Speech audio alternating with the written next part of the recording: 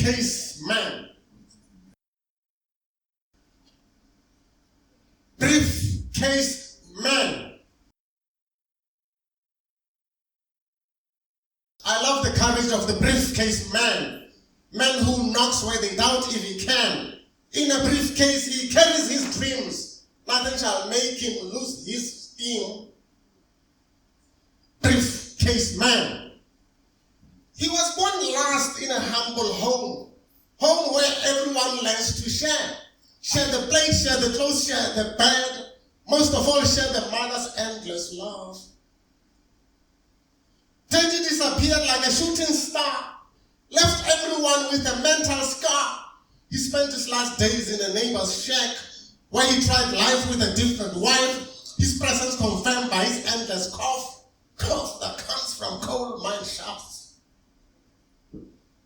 Big brother was involved in a little fight. Little fight gave him serious fright. When the judge stressed he'd be gone for good, till he kept alive by prison food. Typical ending of the cashless offenders, those without money to buy them justice. Justice. Sister tried living the unusual way, selling her body to make ends meet, only to create some United Nations, fatherless children of different races, growing up enduring verbal abuse from the loose tongues of judgmental neighbors. Those neighbors.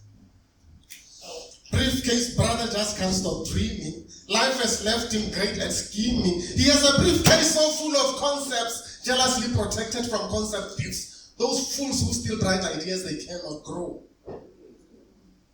He has a meeting with the bank manager. He looks so presentable in borrowed shoes, brought to the meeting by a borrowed bus fare, safely kept in pockets of his borrowed suit.